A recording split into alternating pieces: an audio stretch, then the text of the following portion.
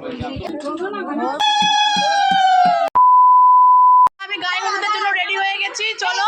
আর আমার মেয়ের দেখো অবস্থা, দেখো খালি গায়ে ঘুরবে বলছে, কি অবস্থা দেখেছো। আর সবাই রেডি হয়ে গেছে, এখন তাও 1টা বাজে।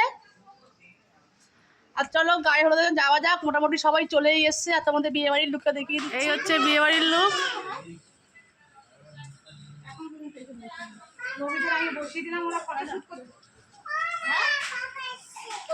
আর এই যে আমার বর আশীর্বাদ করে চলে এসছে। পালিয়ে আয়, পালিয়ে আয়।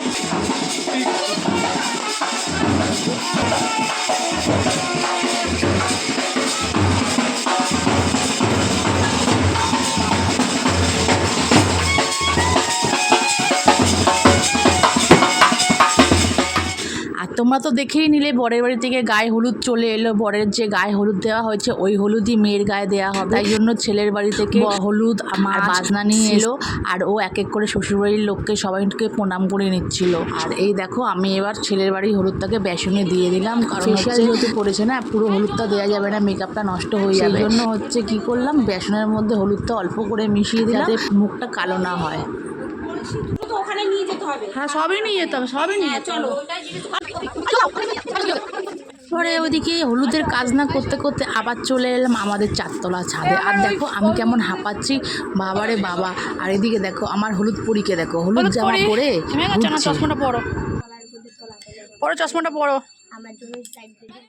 আর দেখো আমাদের ছাদ থেকে ওদের ছাদে দেখা যাচ্ছে। তারপরে হচ্ছে এদিকে আবার চলছে ফটো সেশন।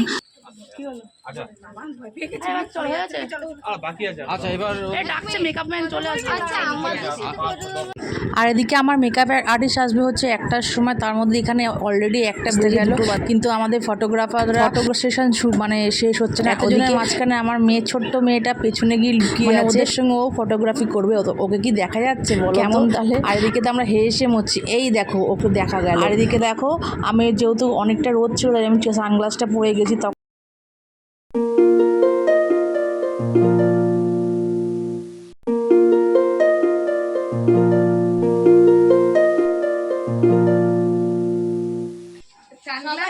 সানগ্লাসটা পরো,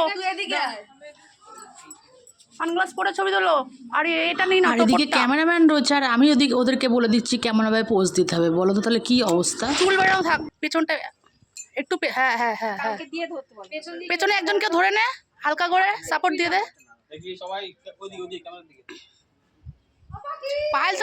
এদিকে দেখো বড়দের ফটো সেশন চলছে, সেখানে দেখো আমার ছোট মেয়েটাকে কেমন পোজ দিয়ে দাঁড়িয়ে আছে, তুমি খালি খেয়াল করো তোমরা। চেয়ার কেন সাজাচ্ছ গো? আমি ইট খুঁজলাম, ইট আমি কি করব?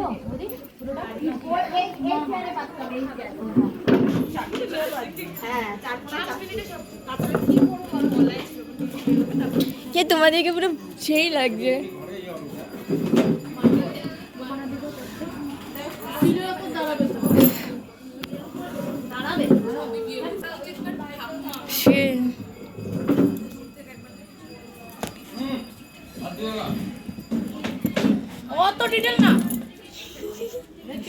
আর এখানে আবার হচ্ছে কলা গাছ বাঁধছি, কারণ হচ্ছে এখানে মেয়েকে স্নান করানো ফটো সেশন করে আবার নিচে চলে এলাম। সেদিনকার ব্যস্ত বলতে সেই লেভেলের ব্যস্ত ছিলাম। আর এদিকে ছোট জায়গা তো ইট পাচ্ছি না, তো কি করব, তো চেয়ারের মধ্যেই কলা গাছগুলো বেঁধে নিয়মকানুন করলাম।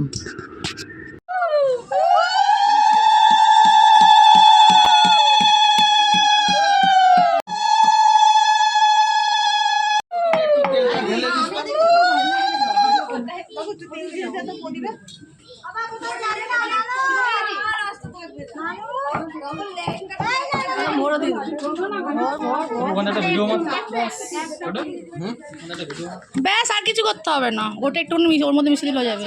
ওই হলুদটাই মাখাবে, বেসনটা ওটা ওর মধ্যে ছেলেরা হলুদ মাখানো আছে ওর মধ্যে, ছেলেরও দেওয়া আছে বেসনে। ওই তো শালি বেসন দিয়েছি, তো বোনকে আমি হলুদ দিইনি, আমি জানি ফেসিয়াল।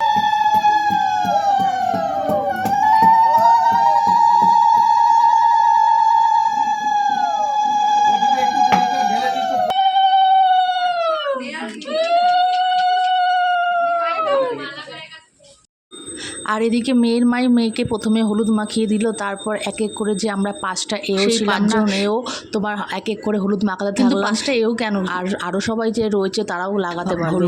আরে দেখো ওর দিদি, এবার ওর দিদি তোমার গায়ে হলুদটা দিয়ে দিল।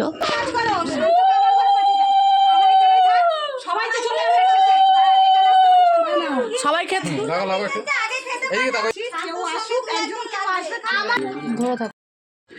আর এবার দেখো আমি মাখাতে যাব কি তার আগেই আমাকে ওর দিদি মাখিয়ে দিল। তো এক এক করে এবার আমরা যে 5টা এও আছি, তো এক এক করে এবার ওকে আমরা মাখিয়ে দেবো। তো আমরা আবার বলছিলাম যে ওকে কিন্তু ওই যে কাঁচা হলুদটা আছে না ডাইরেক্ট, সেটা মাখাতে বারণ করছিলাম। তোমার যেটা বেসন দেওয়া সেটাই মাখাতে বলছিলাম, কারণ যেহেতু ফেসিয়াল করা আছে, এখনকার মেকআপ আর্টিস্টরা বলবে হলুদ দিয়েছেন, তাই জন্য আমি আগের দিয়েই কিন্তু বেসন মাখিয়ে দিয়েছিলাম, তোমরা দেখতেই পেরেছিলে। ওদিকে সবাই মিলে আমাকেই মাখাতে আরম্ভ করে দিয়েছে, আমি আর মেয়েকে কি মাখাবো। আমি আবার অল্প করেই মাখালাম, যেহেতু হচ্ছে এক্ষুনি মেকআপ আর্টিস্ট চলে আসবে, বেশি হলুদ মাখামাখি দেখলে কিন্তু আবার সেই জন্য কি করলাম, সবাইকেই বলে দিলাম কিন্তু তোমরা কিন্তু অল্প করে মাখাও। কিন্তু আমাকে আর কে ছাড়ে তোমরা বলো তো, আমাকে সবাই মাখাতেই থাকবে।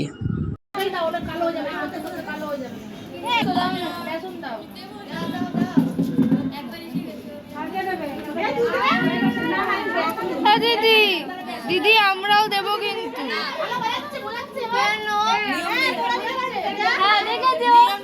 ও মা দেখেছো বলেছে নিয়ম নেই, মা বলে নিয়ম নেই।